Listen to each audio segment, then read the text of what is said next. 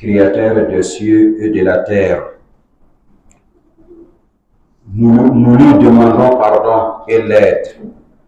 Nous demandons la protection auprès d'Allah contre les mal de nos âmes et contre les mal de nos mauvaises actions.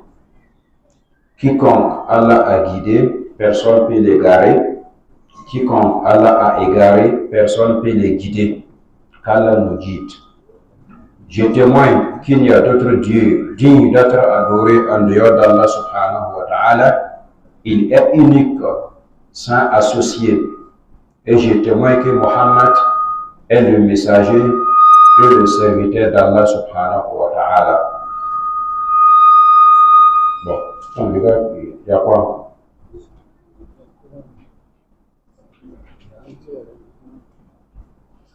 Donc, je témoigne également que Mohammed sallallahu alayhi wa sallam est le serviteur et le messager d'Allah subhanahu wa ta'ala. Allah lui a envoyé avec la guidance et la religion qui est vraie pour qu'il domine des autres religions sur la terre. Et Allah est le témoin de cela. Très chers frères et sœurs en islam, ceci est une conclusion de l'interprétation de la fin de la sourate numéro 31 qui est la sourate Luqman. Donc, nous allons faire un commentaire sur les deux derniers versets de cette sourate. Dans ces deux versets, Allah subhanahu wa ta'ala nous conseille d'avoir la crainte envers lui et d'avoir peur au jour dernier et de savoir que la promesse d'Allah est une réalité. Il nous conseille également de ne pas se laisser déranger ou tourner par la vie d'ici-bas ou par le diable même. Et après ça, dans le deuxième verset, Allah va nous parler des choses cachées, des choses que personne ne les connaît qu'Allah seul. Ni un ange proche d'Allah, ni un prophète qu'Allah a envoyé. C'est Allah seul qui possède la connaissance de ces choses qu'Allah a cachées. Donc Allah dit, subhanahu wa ta'ala, Ya ayyuhan nasu, ô homme, ittaqu rabbakum, craignez votre Seigneur. Ya ayyuhan nasu, ô homme, ittaqu rabbakum, craignez votre Seigneur.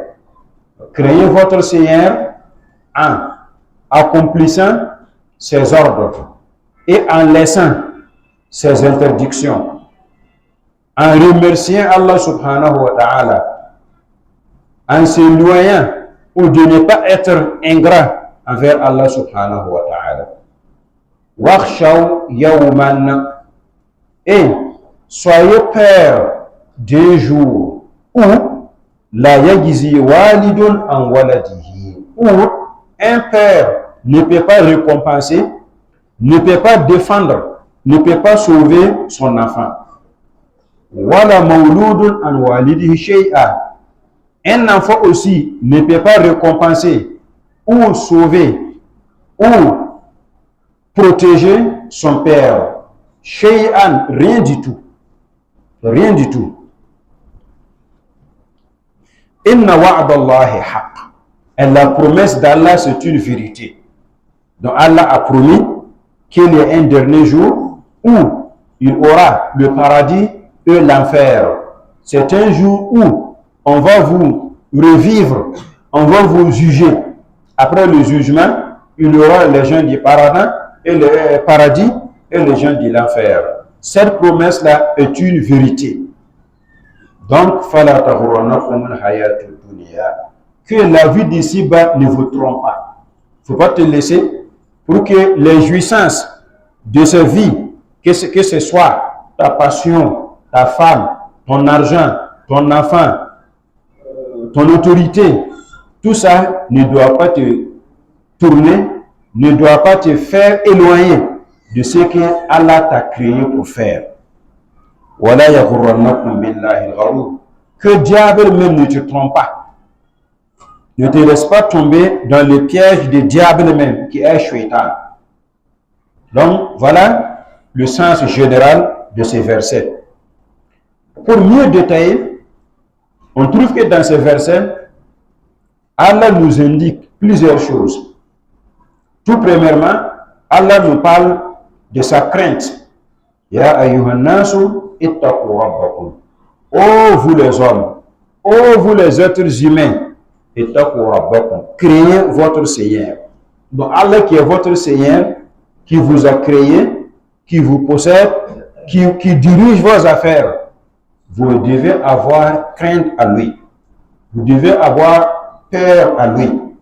Parce que si Allah a ordonné quelque chose et que tu ne le fais pas, il peut te punir, il peut te châtier. Si Allah interdit quelque chose et que tu te laisses tomber dans ce qu'il a interdit, il peut te punir aussi. Il peut t'attraper, il peut te faire du mal. Donc tu dois avoir peur de ça. C'est pour cela, les savants disent qu'à taqwa, la crainte là, c'est le fait d'accepter les ordres d'Allah.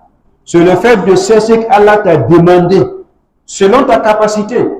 Allah t'a demandé de prier, de donner le monde obligatoire, de faire charité, de faire la charité, de lire le Coran, de faire beaucoup de bonnes choses. Tu dois faire ça. Donc quand tu fais ça avec plaisir, avec selon ta capacité, ça montre que tu as peur de Dieu. Il montre aussi que c'est le fait de t'éloigner, de s'abstenir de tout ce qu'Allah interdit. Il t'a interdit de ne pas faire l'association à lui, de ne pas faire les innovations, de ne pas faire les péchés majeurs, même les petits péchés. Donc, il faut accepter ça. Donc, celui qui fait ce qu'Allah lui a demandé et laisse ce qu'Allah interdit, c'est un pieux. C'est un quelqu'un qui a peur de Dieu. Donc, c'est le fait d'observer les ordres et les interdictions. Donc, celui qui observe ça bien, vraiment, celui qui est attaqué, celui qui craint Allah subhanahu wa ta'ala.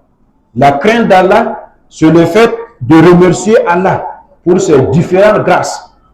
C'est le fait de ne pas être ingrat envers Allah. Donc celui qui remercie Allah, celui qui rend grâce à Allah par ses différents bienfaits, celui qui s'éloigne d'être ingrat envers Allah, c'est un pieux. Donc voilà la piété, mes frères et mes sœurs. La piété, c'est le fait de faire cela. Après ça, Allah nous rappelle le jour dernier en nous disant وَاخْشَوْا يَوْمًا لَا يَجْزِي وَالِدٌ عَنْ وَلَدِهِ وَلَا مَوْلُودٌ هُوَ جَازٍ عَنْ وَالِدِهِ شَيْئًا. Et soyez ceux qui ont peur, soyez parmi ceux qui ont peur de ce jour. Le jour où un enfant ne peut pas bénéficier son père, un père aussi ne peut pas bénéficier de son enfant. Non, non, non. Chacun se soucie de son souci. Chacun est souci de lui-même. Donc, créer ces jours-là. On doit avoir peur beaucoup de ces jours. Donc, c'est le jour, ton enfant ne peut pas te donner quelque chose. Il ne peut pas te récompenser. Il ne peut pas te sauver. Il ne peut rien faire pour toi. Toi aussi, tu ne peux rien faire à ton enfant. Sauf ce qu'il a autorisé. Parce qu'au jour dernier, on aura des étapes. Parmi ces étapes, il y aura un temps où personne n'a besoin de l'autre. Où personne est souci de lui-même. Et nafsi, nafsi. Le père ne voit pas l'enfant, l'enfant ne voit pas son père. La mère ne voit pas son enfant, l'enfant ne voit pas sa mère. Chacun nafsi, nafsi. Et après ça, il y aura un temps aussi où ils vont se reconnaître. Où ils vont se reconnaître. Le père sait que voilà mon fils. Le fils voit voilà mon père. Mais en ce temps-là, c'est vrai qu'il y a des moments qu'Allah va autoriser aux certains pour être intercesseur entre Dieu et les autres personnes. Par exemple, celui qui meurt en soumission avec Allah subhanahu wa ta'ala, mais il a commis beaucoup de péchés. Donc Allah peut ordonner, peut autoriser certaines personnes, telles que les envoyés d'Allah, le messager, tels que les savants, tels que les vrais serviteurs, Allah peut les autoriser de lui demander pardon à certains criminels. Mais ils sont des croyants. C'est un vrai croyant, mais malheureusement, il s'est laissé tomber dans des péchés majeurs. Donc, en ce temps, peut-être qu'un enfant peut sauver son père. Un père peut sauver son enfant par l'autorisation d'Allah et par la satisfaction d'Allah. C'est pour cela qu'on dit, pour avoir intercédé à quelqu'un, il faut deux choses. Si un enfant veut intercéder pour son père, ou un père veut intercéder pour son enfant, il aura deux choses d'abord. Premièrement, c'est la satisfaction d'Allah. Que Allah soit satisfait d'abord de personnes qu'on va demander pardon pour lui. Et Allah ne satisfait que le croyant. Deuxièmement, c'est le fait que Allah autorise à celui qui va intercéder. Allah va autoriser, toi là, je te donne la parole, je te donne la permission pour me demander pardon à lui là. En ce cas maintenant, Allah va accepter ce que lui là va faire, Allah va pardonner l'autre. Donc on doit avoir peur beaucoup de ce jour. Mais pour avoir peur de ce jour, on doit faire comment? Ce qu'on doit faire, on doit avoir d'abord une croyance normale. On doit croire à Allah, croyance normale. Après ça, on doit accomplir des actes d'adoration normalement. Après ça aussi, on doit avoir le bon comportement. Donc c'est la bonne foi, les actes d'adoration, le bon comportement. Et celui qui a ces trois-là, Inch'Allah Ta'ala, il peut trouver sauveur ce jour dur-là, ce jour grave-là. Après cela, Allah nous a montré que sa promesse est une vérité. Inna wa'adallahi haqq. Allah nous a promis qu'il aura un jour, qui est le jour dernier, qui est le jour de la résurrection. Ce jour-là, Allah va nous juger. Après le jugement, Allah va donner chacun son salaire. Après cela, Allah va faire pénétrer certains d'entre eux dans le paradis et certains vont aller à l'enfer. Donc cette promesse-là, c'est une vérité. Donc, chassez ça, acceptez ça. Mais ne vous laissez pas tromper par cette dunya-là. Ne vous laissez pas tromper par le diable. Parce que le diable est là pour vous faire tourner, pour vous oublier la mission que vous êtes venu pour accomplir. Vous êtes ici, dans ce monde, pour une mission noble. Cette mission, c'est quoi? C'est adorer Allah. C'est initier Allah subhanahu wa ta'ala. Mais, dans ce bas monde maintenant, il y a des choses qui peuvent vous tourner, qui peuvent vous faire oublier l'adoration d'Allah. Parmi ces choses, il y a le diable. Mais le diable est là pour nous tourner, pour nous falsifier, pour nous éloigner d'Allah subhanahu wa ta'ala. Après le diable, c'est ton âme, ta passion. Donc, ton âme aime des choses qu'Allah interdit. Ton âme n'aime pas ce qu'Allah a ordonné. Donc, fais attention à ton âme. Troisièmement, on peut dire aussi tes biens. Le bien que tu as acquis, l'argent, maison, femme, tout ce que tu as acquis comme bien dans ce bas monde peut te faire tourner, peut te louer d'Allah subhanahu wa ta'ala. Après ça, les femmes, les enfants. Donc, les femmes que tu as, peut-être, tu peux les aimer dans une forme qui va te faire oublier les ordres d'Allah subhanahu wa ta'ala. Les enfants aussi. Ton autorité. Donc, tout ça, ce sont des choses qui existent dans ces bas mondes, que Allah nous rappelle de faire beaucoup d'attention, de ne pas tomber dans ces pièges, que ce soit diable ou les autres.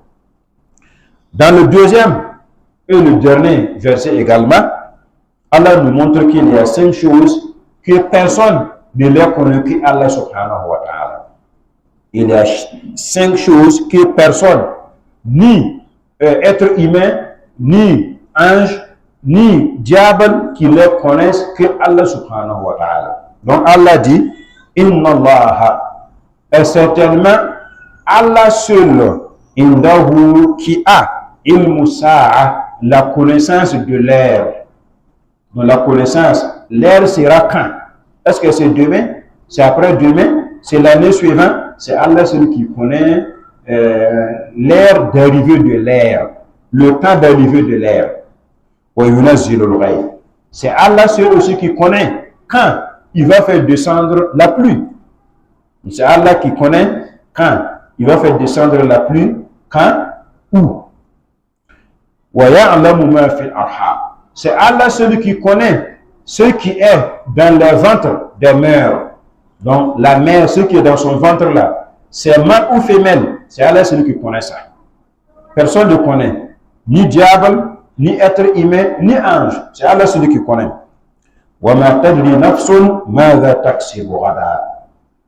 Aucune âme ne connaît ce qu'il peut gagner, ce qu'il peut acquérir demain. On ne connaît pas. Demain sera comment? Je vais gagner quoi? Je vais perdre quoi? Quel qui va m'arriver? Personne ne connaît que Allah subhanahu wa ta'ala. Personne ne connaît dans quel pays ou dans quelle localité qu'il va mourir. On ne connaît pas. Ta mort sera où? C'est Allah celui qui connaît ça. Inna Allah alimun khabir.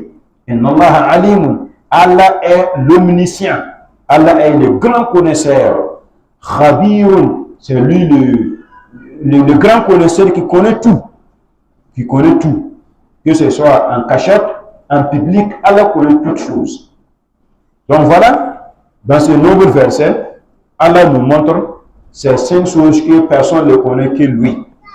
Donc les 5 choses-là, premièrement, c'est l'arrivée de l'ère, l'arrivée du jour dernier, l'arrivée du jour de la résurrection. Donc personne ne connaît cela qu'Allah subhanahu wa ta'ala. Même dans le Coran, Allah nous montre que les mécréants, les gens interrogent le prophète que le jour dernier sera quand? Allah lui dit pour leur répondre, dit que personne ne connaît que Allah. Personne ne peut découvrir le jour que Allah subhanahu wa ta'ala. Même lorsque l'ange Jibril interrogeait le prophète en lui demandant que quand sera l'heure, le prophète lui a dit, la personne qui pose les questions là, celui qui va répondre ne peut pas savoir plus que celui qui pose les questions. Parce que celui qui est le maître même, celui qui est le professeur. Donc toi-même tu connais mieux que moi que le jour dernier, personne ne connaît qu'Allah subhanahu wa ta'ala. Donc voilà la première chose que personne n'a la connaissance qu'Allah subhanahu wa ta'ala. La deuxième chose est le fait de, c'est la descente de la pluie. Donc la pluie qui descend, l'eau qui verse sur la terre, c'est Allah celui qui connaît quand, où, comment, avec, quand il va faire descendre. Donc Allah, avec sa grandeur, avec son pouvoir, c'est lui qui connaît quand, dans quelle localité, dans quel pays, de quel moment qu'il va faire descendre la pluie comme miséricorde, comme bien pour les êtres humains. Et troisième chose que personne ne connaît qu'Allah subhanahu wa ta'ala, c'est ce qui se trouve dans le ventre des mères.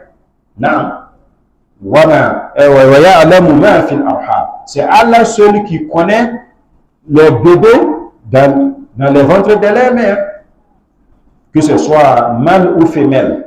Personne ne connaît cela qu'Allah subhanahu wa ta'ala. Quatrièmement,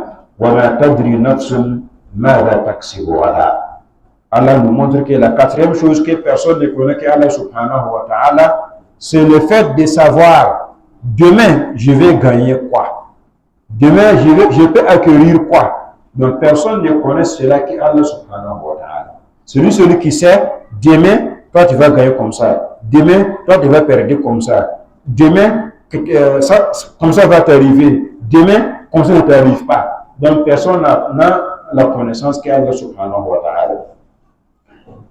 La dernière chose que personne ne connaît qu'Allah subhanahu wa ta'ala. Allah dit وَمَا تَدْرِي نَفْسٌ بِأَيِّ أَرْضٍ تَمُوتُ. Et aucune âme ne connaît dans quel pays, dans quelle localité que sera sa mort. Personne ne connaît ça. Jamais. Tu tournes, tu te déplaces, tu passes par là, tu viens par là. Mais tu vas finir où? Tu vas finir quand? C'est Allah seul qui a la connaissance. On ne peut jamais savoir quand on va mourir, où on va mourir. C'est Allah seul qui sait ça. Inna Allah alimun khabirun. Allah est l'omniscient, Allah est le grand connaisseur.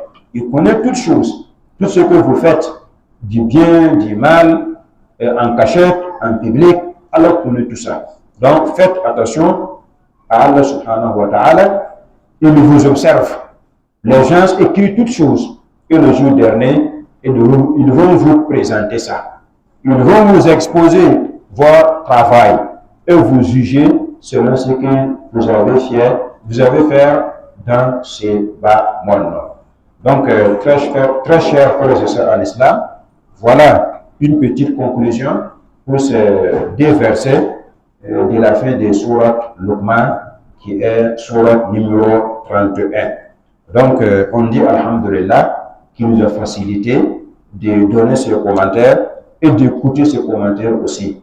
Nous demandons à Allah subhanahu wa ta'ala de nous faciliter plus en plus la compréhension du nouveau Coran et la pratique aussi de ce que nous prenons comme enseignement et comme information. Nous demandons de bénir le Coran pour nous et de bénir aussi la Sunna pour nous. Nous demandons à Allah subhanahu wa ta'ala de nous donner belle part ici-bas et de nous donner aussi belle part à l'au-delà et de nous préserver contre l'affaire. Nous nous demandons de ne pas tourner nos cœurs après avoir nous guidés. Nous nous demandons les biens et les grâces, car c'est lui le grand donateur. Nous implorons Allah subhanahu wa ta'ala la paix, la sécurité et la stabilité pour notre très chère patrie, le Burkina Faso, et pour tous les pays musulmans. Qu'Allah soit satisfait de nous, qu'Allah pardonne nos péchés, qu'Allah accepte nos différents actes d'adoration, qu'Allah exauce nos invocations. Allahumma salli ala Muhammad wa ala ali Muhammad, kama sallaita ala Ibrahim wa ala ali Ibrahim innaka Hamidum Majid. Allahumma barik ala Muhammad wa ala ali Muhammad, كما باركت على إبراهيم وعلى آل إبراهيم إنك حميد مجيد وآخر دعوانا أن الحمد لله رب العالمين.